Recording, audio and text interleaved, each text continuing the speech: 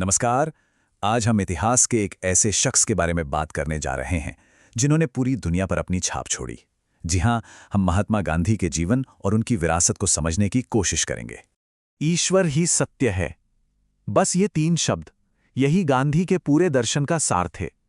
लेकिन ये साधारण सा लगने वाला विचार एक ऐसे इंसान से आया था जिसका जीवन बहुत ही असाधारण था और जिसने इतिहास का रुख ही मोड़ दिया।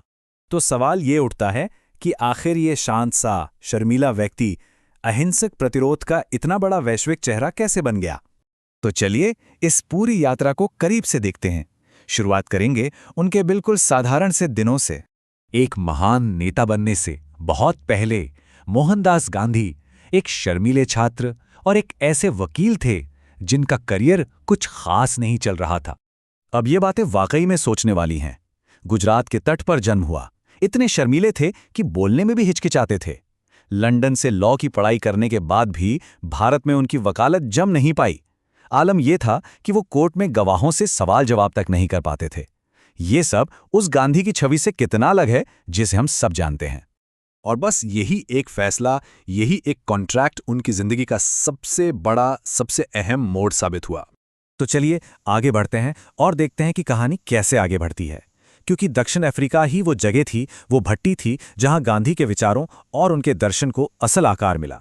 सोचिए जरा, पूरे 21 साल वो वहां एक वकील बनकर गए थे, लेकिन जब लौटे तो एक क्रांतिकारी विचारक बन चुके थे। ये 3 तारीखें उनके बदलाव की पूरी कहानी कहती हैं। 1893 में ट्रेन से फेंके जाने का वो अपमान, फिर 1894 में लोगों को इकट्ठा करके निटाल इंडियन कांग्रेस बनाना, और आखिरकार 1906 में पहली बार सत्याग्रह का इस्तेमाल करना। ये एक व्यक्तिगत अपमान से शुरू होकर एक संगठित दार्शनिक प्रतिरोध तक का सफर था। तो समझने वाली बात यह है कि भारत की आज़ादी के लिए उन्होंने जो भी तरीके अपनाए, उनकी नींव दक्षिण अफ्रीका के इन्हीं अनुभवों में रखी गई थी। फिर 1915 में जब गांधी भारत लौटे तो वे अपने दर्शन को पूरे देश के स्तर पर लागू करने के लिए बिल्कुल तैयार थे। ये एक बहुत ही सरल लेकिन बेहद शक्तिशाली तरीका था। एक ऐसे कानून को चुनौती देना जो देश के हर आम इंसान की जिंदगी पर असर डालता था। और इन 4 कदमों को देखिए, पहले 400 किलोमीटर की पदयात्रा, फिर सीधे कानून की अवहेलना। इसका असर यह हुआ कि पूरे भारत में लाखों लोग सविनय अवज्ञा के लिए उठ खड़े हुए, और ब्रिटिश सरकार ने जवाब में क्या किया? 60,000 से ज्यादा लोगों को जेल भेज दिया। ये दिखाता है कि कैसे एक सांकेतिक अहिंसक कदम भी एक बड़े साम्राज्य की बुनियाद हिला सकता है। लेकिन इन सभी असाधारण कामों के पीछे की सोच क्या थी? वो कौन सा मूल विश्वास था जो उन्हें ताकत दे रहा था? तो सत्याग्रह का मतलब सिर्फ चुपचाप सहना नहीं था। नहीं, ये बदलाव लाने के लिए एक बहुत ही सक्रिय, एक बहुत मजबूत शक्ति थी। तो ये 3 सिद्धांत थे, अहिंसा, सत्य और स्वराज।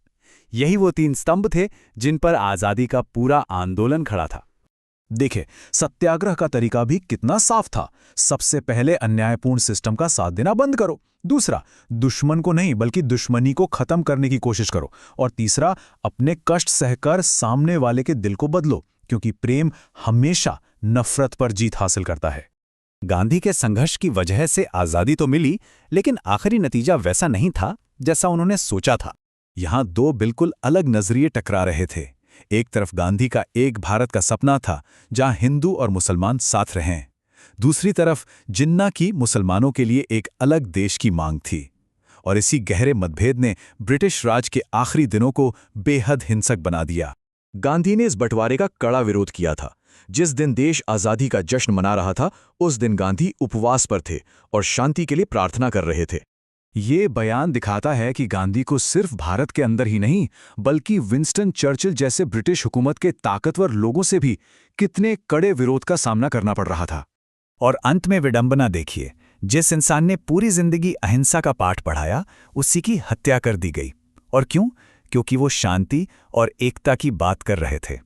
लेकिन उनकी विरासत आज भी जिंदा है। एक शर्मीले वकील से लेकर एक वैश्विक प्रतीक बनने तक का उनका सफर आज भी दुनिया भर में आजादी और न्याय के आंदोलनों को प्रेरणा देता है। और अंत में यही एक बड़ा और मुश्किल सवाल है जो महात्मा गांधी का जीवन आज भी हम सबसे पूछता है।